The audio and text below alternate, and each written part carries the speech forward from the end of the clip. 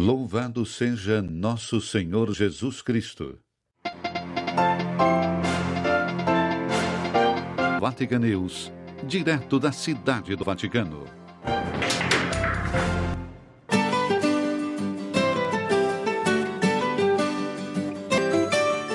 Alô, amigos de todo o Brasil e demais países lusófonos, está no ar o programa em língua portuguesa da Rádio Vaticano Vatican News desta terça-feira, 6 de maio. Traremos para você que está sintonizado conosco as últimas notícias sobre as atividades do Papa, da Santa Sé e da Igreja no mundo. Nos estúdios, Raimundo Lima. A assessoria técnica de hoje é de Alberto Giovanetti. E vamos ao pensamento bíblico que escolhemos para você. Sede misericordiosos como vosso Pai é misericordioso. Do Evangelho segundo São Lucas, capítulo 6, versículo 36. E vamos aos destaques do nosso programa de hoje.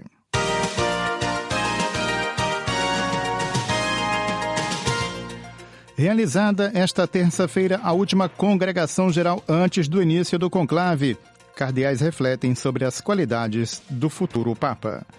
Apelo dos cardeais: construir sem demora uma paz justa e duradoura na Ucrânia, no Oriente Médio e em tantas partes do mundo em conflito. Conclave: o juramento de funcionários e assistentes ontem, segunda-feira. Ainda sobre o conclave, como se elege um Papa. E ainda o nome do pontífice, a certidão de nascimento do novo Papa. Essas e outras notícias a partir de agora.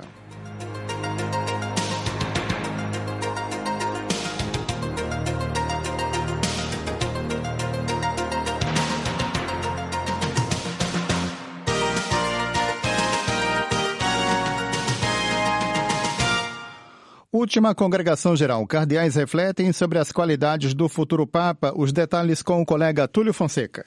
Um dia antes da abertura oficial do conclave, na manhã desta terça-feira, 6 de maio, foi realizada a 12ª e última congregação geral dos cardeais. Ao todo, participaram 173 membros do Colégio Cardinalício, sendo 130 com direito a voto, conforme informou Matteo Bruni, diretor da Sala de Imprensa da Santa Sé.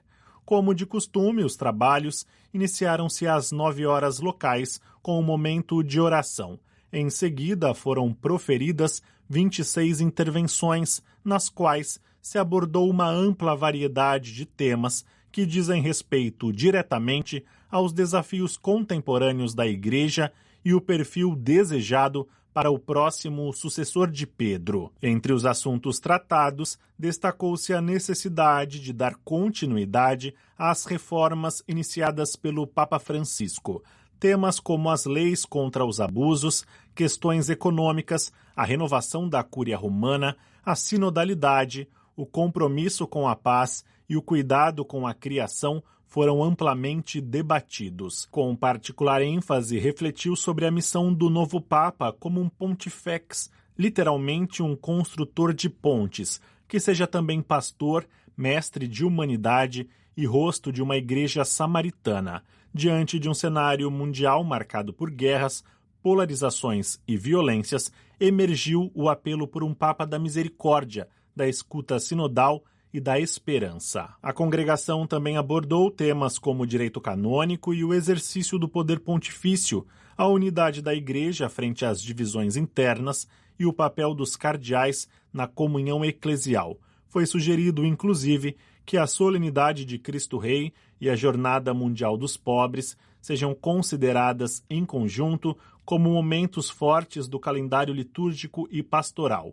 Mencionou-se ainda a necessidade de encontros mais frequentes do Colégio Cardinalício por ocasião dos consistórios. Outras reflexões incluíram a iniciação cristã e a formação como atos missionários, o testemunho dos mártires da fé em regiões de conflito e onde há restrições à liberdade religiosa, bem como a urgência da crise climática.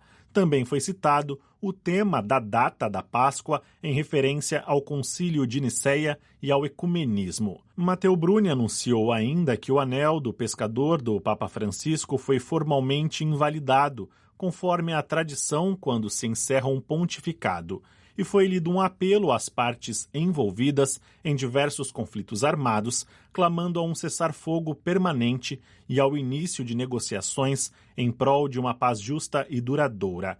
A sessão foi encerrada às 12 horas e 30 minutos locais e Bruni confirmou que não haverá outras congregações gerais antes do conclave. O diretor da sala de imprensa também esclareceu aspectos práticos da programação litúrgica e processual do conclave, que terá início na tarde de quarta-feira, 7 de maio. Pela manhã, será celebrada a missa pro eligendo Pontífice às 10 horas locais, 5 horas no Brasil, na Basílica de São Pedro. Às 14 horas e 45 locais, 10 e 45 no Brasil, os cardeais sairão da Casa Santa Marta rumo ao Palácio Apostólico para o início do conclave. Na quinta-feira, os cardeais deixarão Santa Marta às 7 horas e 45 minutos. Às 8 horas e 15 minutos, celebrarão a missa e as laudes na Capela Paulina. Às 9 horas e 15, terão a oração da hora média na Capela Sistina e darão início às votações. Bruni indicou que, se a fumaça for branca, poderá ser vista a partir das 10 horas e 30 minutos locais ou após o meio-dia. O almoço será servido na Casa Santa Marta às 12 horas e 30 minutos, com retorno à Capela Sistina às 15 horas e 45.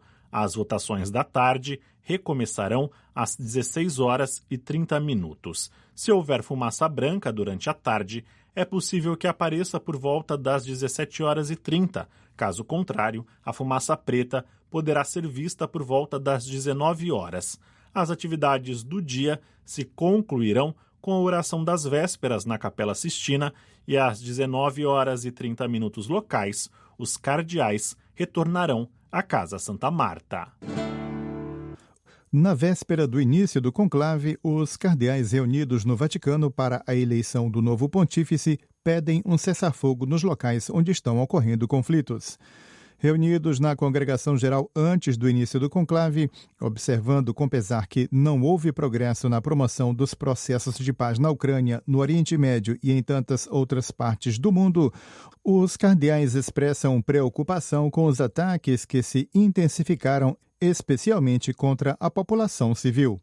Fazemos um apelo sincero a todas as partes envolvidas, diz o comunicado divulgado pela Santa Sé, para que cheguem a um cessar-fogo permanente o mais rápido possível e negociem, sem pré-condições e sem mais atrasos, a paz longamente desejada pelas populações envolvidas e pelo mundo inteiro. O convite dos purpurados é dirigido a todos os fiéis para que intensifiquem a súplica ao Senhor por uma paz justa e duradoura.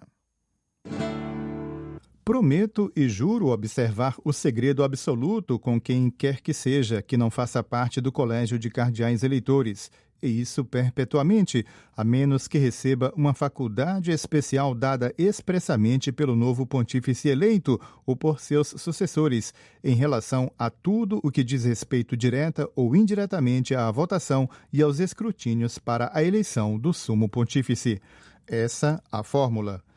Absoluto segredo também no futuro sobre o que se realiza na cidade do Vaticano durante o conclave e, em particular, sobre o que tem relação com as operações ligadas à eleição do Papa, respeito à proibição de instrumentos de gravação de áudio e vídeo, sob pena de excomunhão lata sententia reservada à Sé Apostólica.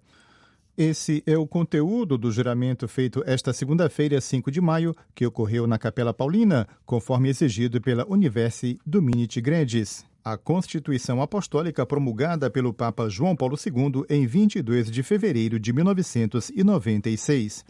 O juramento foi feito por todos aqueles que desempenharão funções no próximo conclave, tanto eclesiásticos quanto leigos, aprovados pelo cardeal Camerlengo e pelos 3 cardeais assistentes. Além do secretário do Colégio Cardinalício e do mestre das celebrações litúrgicas pontifícias, Dom Diego Ravelli, estavam presentes 7 cerimoniários pontifícios. O eclesiástico escolhido pelo cardeal que preside o conclave para ajudá-lo em sua função, 2 religiosos agostinianos encarregados da sacristia pontifícia, os religiosos de vários idiomas para confissões, os médicos médicos e enfermeiras, os ascensoristas do Palácio Apostólico, o pessoal encarregado do refeitório e dos serviços de limpeza, o pessoal da floricultura e dos serviços técnicos, as pessoas encarregadas do transporte dos eleitores da Casa Santa Marta para o Palácio Apostólico, o coronel e um major da Guarda Suíça Pontifícia, encarregados da vigilância perto da Capela Sistina, o diretor dos serviços de segurança e da proteção civil do Estado da Cidade do Vaticano com alguns de seus colaboradores. Depois de serem instruídos sobre o significado do juramento, todos eles pronunciaram e assinaram pessoalmente a fórmula prescrita diante do cardeal Kevin Joseph Farrell, camerlengo da Santa Igreja Romana, e de 2 protonotários apostólicos de números participantes como testemunhas. Desde o voto dos cardeais eleitores até a contagem das cédulas que são queimadas em um fogão de ferro fundido de 1939, todos os detalhes do que acontece na Capela Sistina. Eligo in summum pontificem. Os 133 cardeais eleitores convocados para escolher o 267º Romano Pontífice terão em suas mãos uma cédula retangular com essa escrita na metade superior e o local para escrever o nome do eleito na metade inferior, e feita de tal forma que possa ser dobrada em 2. Tudo isso está meticulosamente descrito na Constituição Apostólica Universi Dominiti Gregis. A distribuição das cédulas.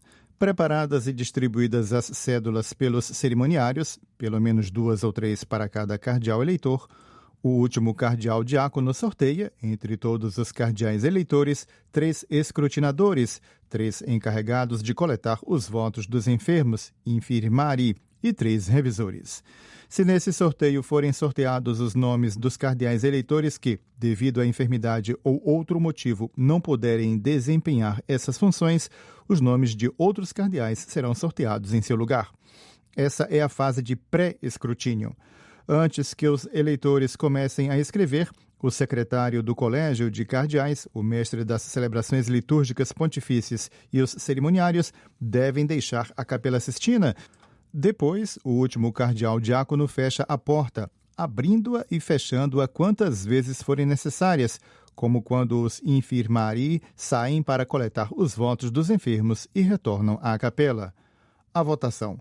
Cada cardeal eleitor, em ordem de precedência, depois de ter escrito e dobrado a cédula, segurando-a elevada de modo que fique visível, leva-a ao altar, onde ficam os escrutinadores e sobre o qual é colocado um recipiente coberto com um prato para recolher as cédulas.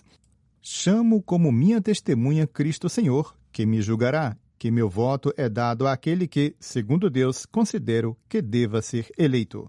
Essa é a fórmula que cada cardeal dirá em voz alta. Em seguida, ele coloca a cédula no prato e, com isso, a introduz no recipiente. Ao término, ele se curva diante do altar e retorna ao seu assento. Os cardeais eleitores presentes na Capela Sistina, que não podem ir ao altar por estarem enfermos, têm a ajuda do último dos escrutinadores que se aproxima deles. Depois de pronunciar o juramento, eles entregam a cédula dobrada ao escrutinador, que a leva bem visivelmente ao altar e, sem pronunciar o juramento, a coloca no prato e, com isso, a introduz no recipiente. Como votam os cardeais enfermos?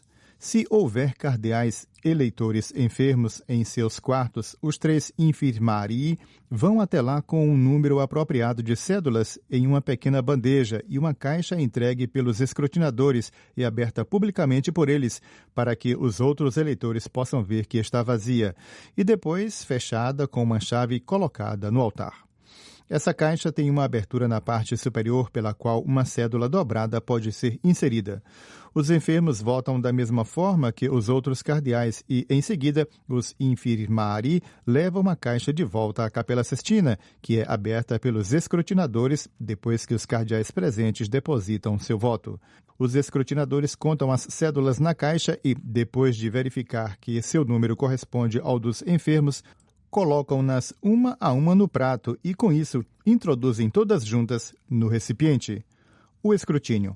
Após todos os eleitores terem colocado suas cédulas na urna, o primeiro escrutinador sacode a urna várias vezes para embaralhar as cédulas e, imediatamente depois, o último escrutinador procede à contagem das cédulas, retirando-as visivelmente uma a uma da urna e colocando-as em outro recipiente vazio. Se o número de cédulas não corresponder ao número de eleitores, todas elas deverão ser queimadas e uma segunda votação deverá ser realizada imediatamente. Se, ao invés, corresponder ao número de eleitores, segue-se a contagem. Os 3 escrutinadores sentam-se em uma mesa em frente ao altar. O primeiro pega uma cédula, abre-a, observa o nome do eleito e a passa para o segundo, que, depois de verificar o nome do eleito, a passa para o terceiro, que a lê em voz alta, para que todos os eleitores presentes possam marcar o voto em uma folha reservada para isso, e anota o nome lido. Se, durante a apuração, os escrutinadores encontrarem 2 cédulas dobradas de modo que pareçam ter sido preenchidas por um único eleitor, se elas tiverem o mesmo nome, serão contadas como um único voto. Se, ao invés, tiverem 2 nomes diferentes, nenhum dos votos será válido, mas, em nenhum dos casos, a votação será anulada. Quando a contagem das cédulas termina, os escrutinadores somam os votos obtidos pelos vários nomes e os anotam em uma folha de papel separada. O último dos escrutinadores, na medida em que lê as cédulas, perfura-as com uma agulha no ponto em que a palavra eligo está localizada e as insere em uma linha, para que possam ser preservadas com mais segurança. Quando a leitura dos nomes é concluída, as pontas da linha são amarradas com um nó e as cédulas são colocadas em um recipiente ou em um dos lados da mesa. A este ponto, os votos são contados e, depois de conferidos, as cédulas são queimadas em um fogão de ferro fundido usado pela primeira vez durante o conclave de 1939. Um segundo fogão, de 2005, conectado, é usado para os produtos químicos que devem dar a cor preta, no caso de não eleição, e branca, no caso de eleição. O quórum necessário. São necessários pelo menos 2/3 dos votos para eleger o Romano Pontífice. No caso específico do conclave, que começará na quarta-feira, 7 de maio, serão necessários 89 votos para eleger o Papa, sendo que o número de cardeais eleitores é 133. Independentemente de o Papa ser eleito ou não, os revisores devem verificar as cédulas e as anotações feitas pelos escrutinadores para garantir que eles tenham cumprido sua tarefa com exatidão e fidelidade. Imediatamente após a revisão, antes que os cardeais eleitores deixem a Capela Sistina, todas as cédulas são queimadas pelos escrutinadores, com a ajuda do secretário do colégio e dos cerimoniários, chamados nesse meio tempo pelo último cardeal diácono. Se, ao invés, uma segunda votação for realizada imediatamente, as cédulas da primeira votação serão queimadas somente no final, juntamente com as da segunda votação. Votações. As votações são feitas todos os dias, 2 vezes pela manhã e 2 vezes à tarde, e se os cardeais eleitores tiverem dificuldade em chegar a um acordo sobre a pessoa a ser eleita, após 3 dias sem resultado, as votações são suspensas por no máximo um dia, para uma pausa de oração, discussão livre entre os eleitores e uma breve exortação espiritual, feita pelo primeiro cardeal da Ordem dos Diáconos. A votação é então retomada. Depois de 7 escrutínios, se a eleição não tiver ocorrido, há outra pausa para oração, conversação e exortação, feita pelo cardeal primeiro da Ordem dos Presbíteros. Em seguida, outra série de 7 escrutínios é eventualmente realizada e, se a eleição não tiver ocorrido, há outra pausa para oração, conversação e exortação, realizada pelo cardeal primeiro da Ordem dos Bispos. Em seguida, a votação é retomada com um máximo de 7 escrutínios. Se não houver eleição, um dia é reservado para oração, reflexão e diálogo e, nas votações subsequentes, a escolha deve ser feita entre os 2 nomes que receberam o maior número de votos no escrutínio anterior. Nesses escrutínios, também é necessária uma maioria qualificada de pelo menos 2/3 dos cardeais presentes e votantes, mas, nessas votações, os 2 cardeais para os quais se pede o voto não podem votar. Se eu não for, João 24 certamente irá. Com essas palavras, o Papa Francisco respondeu, em 4 de setembro de 2023, na coletiva de imprensa, durante o voo de volta da Mongólia, A pergunta de um jornalista sobre a possibilidade de uma viagem apostólica ao Vietnã. Mas será João o nome escolhido pelo próximo pontífice? As palavras de Francisco poderiam, talvez, serem confirmadas pela iminente página da história da Igreja que se abre com o conclave. Mas não é possível afirmar isso antes da eleição. Trata-se de uma decisão pessoal que será tomada pelo novo sucessor de Pedro. A eleição do Papa tem seu caminho principal no conclave. 2 perguntas, após uma votação válida, precedem a vestimenta do novo bispo de Roma pela primeira vez com as vestes papais. Você aceita sua eleição canônica como sumo pontífice? Como quer ser chamado? Se a eleição for aceita, a multidão de fiéis ouvirá então o protodiácono pronunciar essas palavras em latim que ressoarão por todo o mundo. Annuncio vobis gaudium magnum habemus papam eminentissimum ac reverendissimum dominum nomen imposuit. Essas palavras normalmente são pronunciadas da sacada central da Basílica de São Pedro. O nome do novo Papa continua sendo a primeira palavra gravada na mente, não apenas dos cristãos.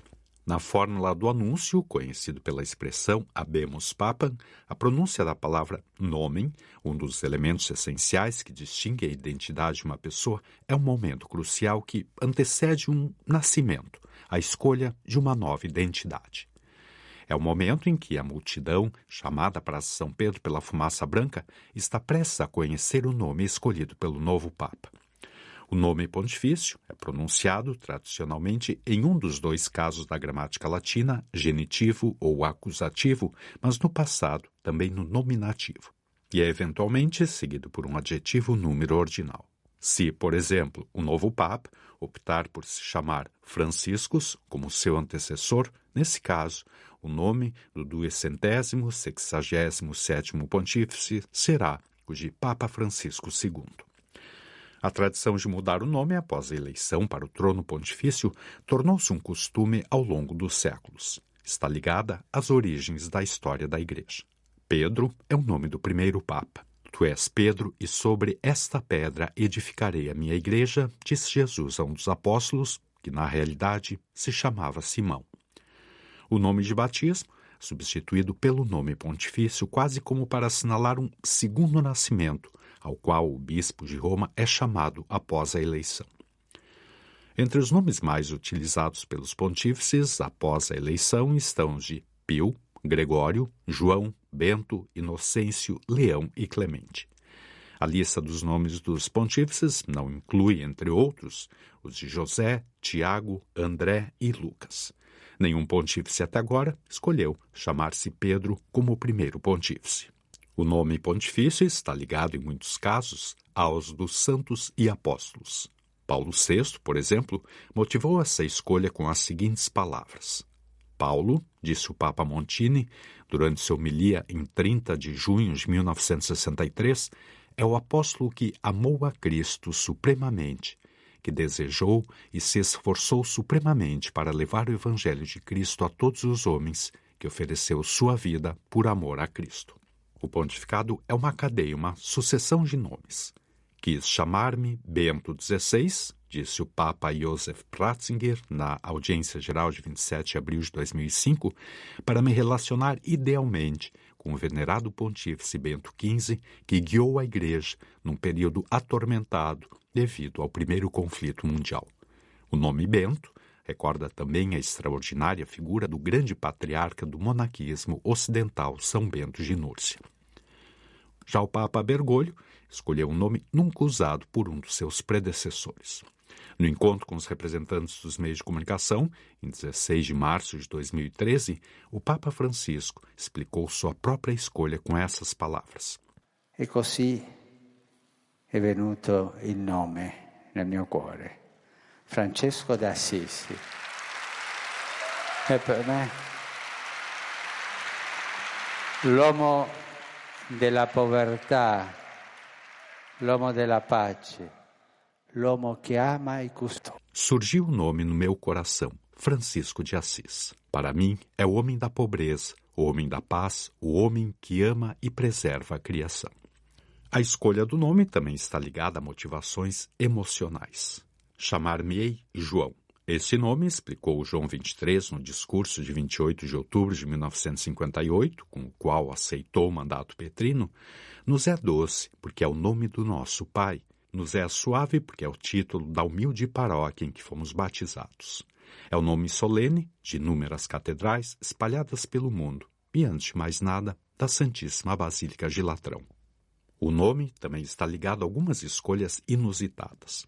Nos 2000 anos de história da Igreja, foi o Papa João Paulo I quem escolheu pela primeira vez um duplo nome. Chamar-me-ei João Paulo. Eu não tenho nem a sabedoria de coração do Papa João, nem a preparação e a cultura do Papa Paulo, explicou no Ângelus de 27 de agosto de 1979. Estou, porém, no lugar deles e devo procurar servir a Igreja. Alguns pontífices escolheram o nome do seu antecessor. João Paulo II, por exemplo, herdou o do Papa Luciani.